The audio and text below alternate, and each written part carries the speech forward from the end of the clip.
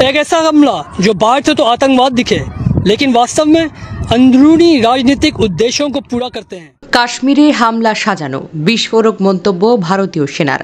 গুজরাটে 1000-এর বেশি বাংলাদেশি গ্রেফতার। কাশ্মীরের পেহেলগ্রামে সন্ত্রাসী হামলায় 26 জন নিহত হওয়ার ঘটনায় ভারত ও পাকিস্তানের মধ্যে তীব্র উত্তেজনা চলছে।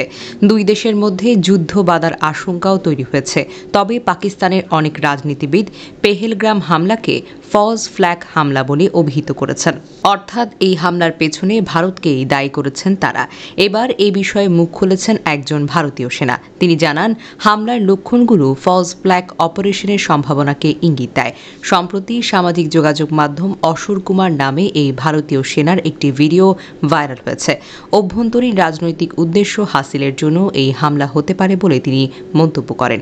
ভিডিওতে এই ভারতীয় সেনা বলেন, আমি অশোক কুমার, ভারতীয় সেনাবাহিনীর একজন সিনিয়র কর্মকর্তা। আজকে আমি এমন একটি বিষয় নিয়ে আপনাদের বিচারের জন্য হাজির হয়েছি যা আমার বিবেককে তাড়া করছে। পেহেলগ্রাম হামলা জনগণকে যা দেখানো হচ্ছে তা সম্পূর্ণ সত্য। হামলায় গোয়েন্দা তথ্যের ব্যর্থতা ও মিডিয়ার গল্প এসব কিছু গভীর প্রশ্নের জন্ম দেয়। আমার সৈনিক জীবনে আমি বহু অপারেশন দেখেছি, কিন্তু এটি একেবারেই ভিন্ন। এর লক্ষণগুলো ফলস ফ্ল্যাগ অপারেশনের সম্ভাবনার ইঙ্গিত দেয়। এমন এক হামলা যা বাহির থেকে জঙ্গি হামলার মতো দেখায়, কিন্তু বাস্তবে অভ্যন্তরীণ রাজনৈতিক উদ্দেশ্যকে হাসিল করে। সবচেয়ে সত্য কথা হলো, এই আমাদের সৈনিক, আমাদের সিপাহী কয়েক ঘন্টা আহত অবস্থায় মাটিতে পড়েছিল, কিন্তু তাদের উঠানোর জন্য কেউ আসেনি। কোনো মেডিকেল সাহায্য, কোনো কমান্ডো অফিসার আসেনি। এমন লাগছিল যেন তা আগে থেকেই সাজানো ছিল। অশোক কুমার আরও বলেন, একজন সৈনিক হিসেবে আমার কর্তব্য শুধু সীমান্ত রক্ষা করা নয়, বরং সত্যকে রক্ষা করা।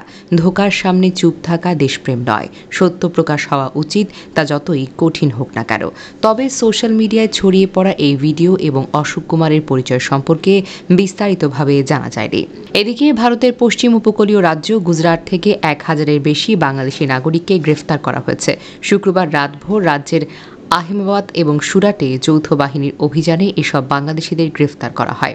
শনিবার গুজরাটের স্বরাষ্ট্র প্রতিমন্ত্রী হর্ষ সাংঘভি এই তথ্য জানিয়েছেন বলে দেশটির রাষ্ট্রায়ত্ত বার্তা সংস্থা প্রেস ট্রাস্ট অফ ইন্ডিয়ার প্রতিবেদনে জানানো হয়েছে। এতে বলা হয়েছে, গুজরাটের আহমেদাবাদ থেকে কমপক্ষে 890 বাংলাদেশি ও সুরাটে 134 জন বাংলাদেশিকে গ্রেফতার করা হয়েছে। অবৈধ অভিবাসীদের বিরুদ্ধে গুজরাটে এখন পর্যন্ত এটি বৃহত্তম অভিযান বলে মন্তব্য করেছেন মন্ত্রী হর্ষ সাংঘভি। ভিডিও কনফারেন্সে রাজ্যের জ্যেষ্ঠ পুলিশ কর্মকর্তাদের সঙ্গে বৈঠকের পর সাংবাদিকদের সঙ্গে আলাপকারে মন্ত্রী হর্ষ সাংঘভি বলেছেন, অবৈধ বাংলাদেশিদের গ্রেফতারে রাজ্য পুলিশ ঐতিহাসিক সাফল্য দেখিয়েছে। আহমেদা থেকে পুলিশ 890 এবং সুরাট পুলিশ 134 জন বাংলাদেশি অভিবাসীকে গ্রেফতার করেছে। রাজ্যে অবৈধভাবে বসবাসকারীদের বিরুদ্ধে গুজরাট পুলিশের এটি সবচেয়ে বড় অভিযান।